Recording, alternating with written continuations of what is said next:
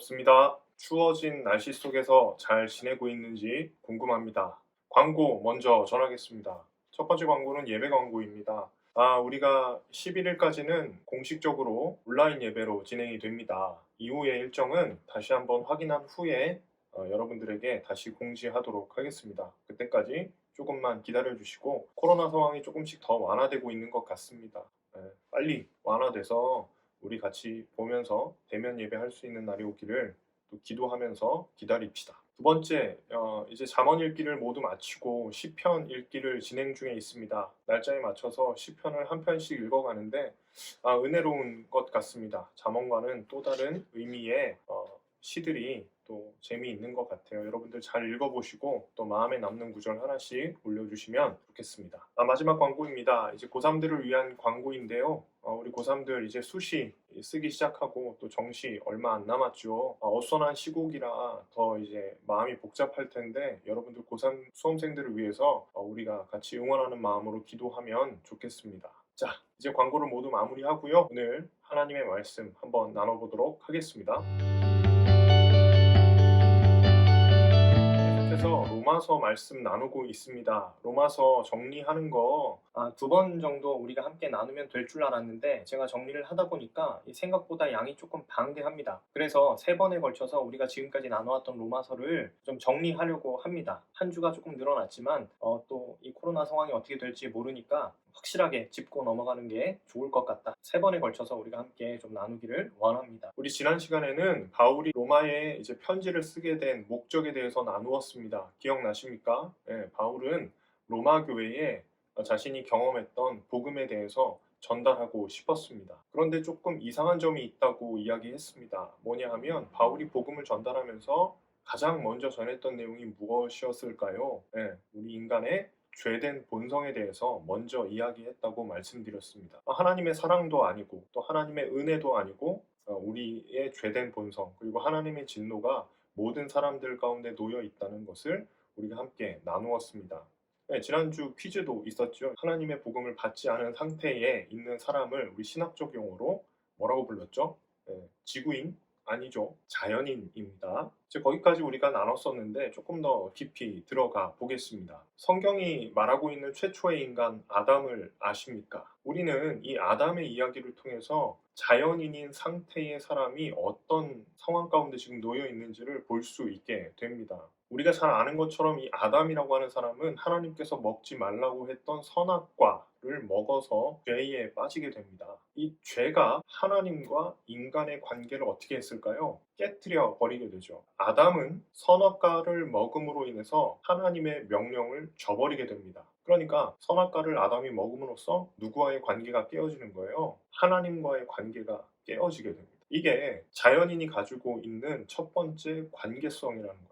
이렇게 하나님과 인간의 관계가 깨어진 것으로 딱 멈춰 있었으면 참 좋았을 뻔했는데 아담이 자신이 선악과를 먹게 된 이유를 가리켜서 하와에게로 떠넘기게 됩니다. 하나님께서 짝지어 주신 저 짝 때문에 내가 선악과를 먹었습니다. 이렇게 말함으로써 또 누구와의 관계가 깨어지냐면 아담과 하와의 관계, 이웃의 관계가 또 깨어지게 되는 것입니다. 그럼 여기서 우리는 자연인의 상태에 대해서 두 가지의 관계가 깨어진 인물로 볼 수 있겠습니다. 첫 번째는 하나님과의 관계가 깨어진 인물이고요. 두 번째는 이웃과의 관계가 깨어진 것입니다. 그래서 여러분, 이 우리가 깨어진 관계를 수복하려면 다시 말해서 우리가 자연인의 상태를 벗어나려면 무엇이 해결되어야 할까요?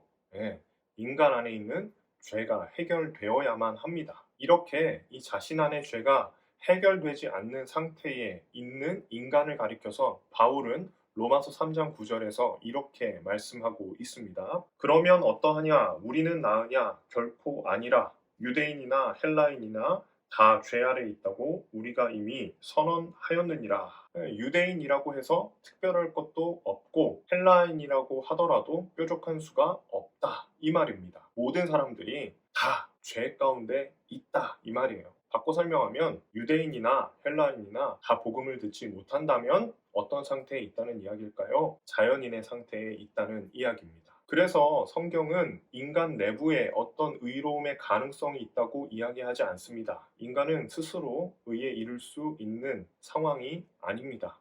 전적인 부패로 하나님과의 관계가 깨어졌고요. 이웃과의 관계도 깨어진 것입니다. 심지어 로마서 3장 20절은 우리에게 이런 암울한 상태를 전해 줍니다. 그러므로 율법의 행위로 그의 앞에 의롭다 하심을 얻을 육체가 없나니 율법으로는 죄를 깨달음이니라. 율법 자체가 나쁜 것은 아니지요. 그런데 이 본문에서 말하고 있는 행위라고 하는 단어를 깊이 들여다볼 필요가 있습니다. 율법의 행위로서는 바울은 행위로 하나님 앞에 의롭다 하심을 얻을 수 없다. 단언합니다. 그러니 여기서 우리는 다시 한번 우리의 어떤 행위로 말미암아 구원을 얻을 수가 없다는 사실을 자각하게 되는 것이죠. 이것이 우리가 얘기했던 구원의 시작점이 될 것입니다. 결국 인간 안에는 구원을 얻을 수 있을 만한 어떠한 가능성도 없다는 것을 발견하는 것, 아이러니하게도 이것이 구원의 시작입니다. 왜냐하면 그런 상태의 인간을 하나님이 그냥 두고 보시지 않기 때문이죠. 부패한 인간을 위해서 하나님께서 주신 의를 받아들이는 것, 이것이 모든 인간이 의로움에 이를 수 있는 유일한 길이라는 거 여러분 혹시 아십니까? 네, 이것을 우리는 전문 용어로 칭의라고 부릅니다. 의롭다 하심이라고 번역할 수 있겠네요. 자, 그러면 이제 이 칭의에 대해서 조금 알아봐야 되겠습니다. 이 칭의에는 세 가지 특징이 있습니다. 세 가지의 특징이 있는데요. 우리 구절들을 함께 좀 보면서 이야기를 나누면 좋겠습니다. 첫째, 믿음으로 말미암아 주어집니다. 22절 읽어보겠습니다. 곧 예수 그리스도를 믿음으로 말미암아 이렇게 설명하고 있네요. 믿음으로 말미암아. 그러니까 이 하나님의 한 의를 인간이 받을 수 있는 유일한 방법은 뭘까요? 믿음이라고 하는 겁니다. 자, 두 번째 보겠습니다. 차별이 없습니다. 22절 조금 하반절에 보면 차별이 없느니라 이렇게 되어 있습니다. 이 문맥상 이방인, 유대인 간의 차별을 의미하는데요. 그러나 조금 깊이 묵상해 볼 때 누구도 자격이 없다는 의미이기도 합니다. 그러니까 하나님께서 보실 때 아무도 자격이 없는데 유일하게 방편으로 열어두셨기 때문에 차별을 두지 않고 믿음으로 구원받을 수 있다. 이렇게 볼 수 있겠습니다. 세 번째입니다. 값이 없습니다. 24절 말씀 읽어보겠습니다. 하나님의 은혜로 값없이 의롭다 하심을 얻은 자 되었느니라. 네, 값이 없다. 이 말은 우리가 의로움을 취득하기 위해서 뭔가 우리가 내야 될 대가가 없다는 것을 의미합니다. 프리라고 할 수 있죠. 그러니까 우리가 가격이 없어요. 뭐 이렇게 무료예요. 이렇게 이야기할 수도 있지만 이 의미에는 조금 더 깊은 의미가 담겨 있어요. 뭐냐 하면 인간으로서는 값을 치를 수 없다는 의미도 있습니다. 어떤 게 너무 비쌀 때는요 누군가가 사주지 않으면 안 되잖아요. 그런 것처럼 예수님의 보혈, 예수님의 뭐 어떤 십자가 사용 이런 것은요 우리가 구입하고 싶어도 할 수 없는, 그래서 누군가가 반드시 주어야만 얻을 수 있는 그런 무료 개념이 되겠습니다. 이 대목에서 지난번에도 이야기했지만 팀 켈러 목사님의 말을 인용하지 않을 수 없습니다. 값없이 라고 하는 표현은 완전히 그리고 전적으로 부당하게 아무런 이유 없이 주어지거나 행해진 것을 의미한다. 이 표현은 너무 은혜로운 표현입니다. 저는 여기에서 이 전적으로 부당하다라고 하는 말이 마음에 와 닿습니다. 그리고 여러분들 마음에도 와 닿기를 원합니다. 전적으로 부당한 하나님 편에서의 의로움을 부어주시는 이 행위, 이것을 우리는 칭의라고 부릅니다. 오직 부당한 하나님의 사랑만이 당신을 의롭게 만들 수 있다는 사실을 꼭 기억하시기를 부탁드립니다. 자, 그러면 이제 조금 중요한 게 남아 있습니다. 우리가 이제 칭의를 받는 것, 믿음으로 받는 것도 알았고 여기에 대가가 지불되지 않는다는 것도 알았습니다. 그러면 이제 진짜 중요한 게 한 가지 남았죠. 무엇을 믿어야 됩니까? 이 질문이 우리에게 주어집니다. 여러분들이 믿어야 될 대상은 무엇입니까? 혹은 누구입니까? 여러분들이 가지고 있는 능력을 믿어야 될까요? 여러분들이 가지고 있는 어떤 가능성을 믿어야 될까요? 여러분들이 앞으로 갖게 될 재력, 여러분들이 앞으로 만나게 될 이성 친구 이런 것들을 의지하라고 성경이 가르칠까요? 그렇지 않는 것 같습니다. 성경이 말하고 있는 믿음의 대상 유일합니다. 바로 예수 그리스도입니다. 로마서 3장 25절 말씀 제가 읽어보겠습니다. 이 예수를 하나님이 그의 피로써 믿음으로 말미암는 화목 제물로 세우셨으니, 하나님은 예수님을 화목 제물로 세우셨습니다. 이 화목 제물이라는 게 뭘까요? 양자 간에 화목을 도모하는 제물이라는 의미입니다. 불화했는데, 그죠? 하나님과 인간의 관계가 어땠어요? 죄로 말미암아 불화했잖아요. 근데 이 불화한 이유가 뭐였어요? 죄였습니다. 이 죄를 해결하기 위해서 값을 치러야만 했다는 거죠. 만약에 이 값을 치르지 않으면 하나님은 불공정한 하나님이 되실 겁니다. 근데 하나님 그렇게 하지 않으시고요. 또 죄의 책임을 우리에게 전가시키지 않으시고 하나님의 진노를 다 어디에다 쏟아 부으신 겁니까?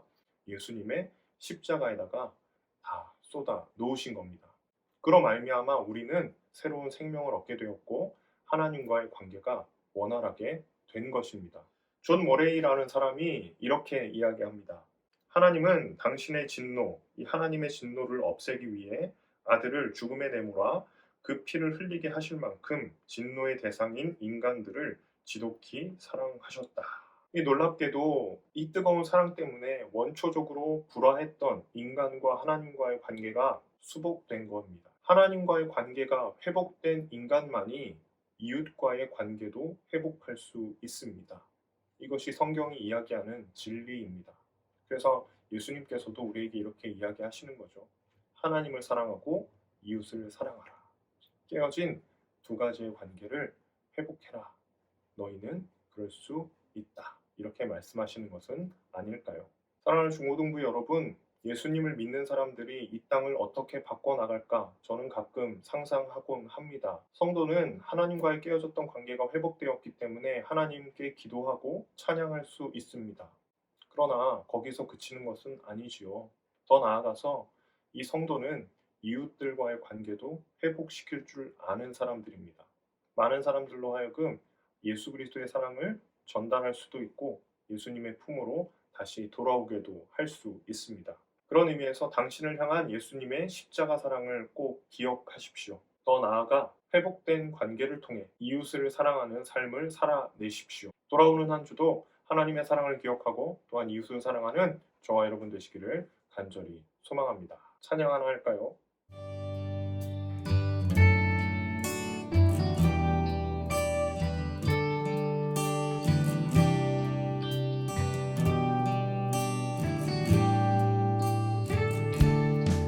당신은 시간을 뚫고 이 땅 가운데 오셨네.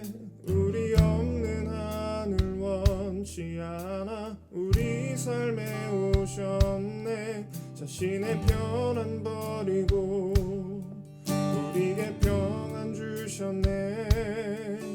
가장 낮은 자의 모습으로 우리 삶에 오셨네.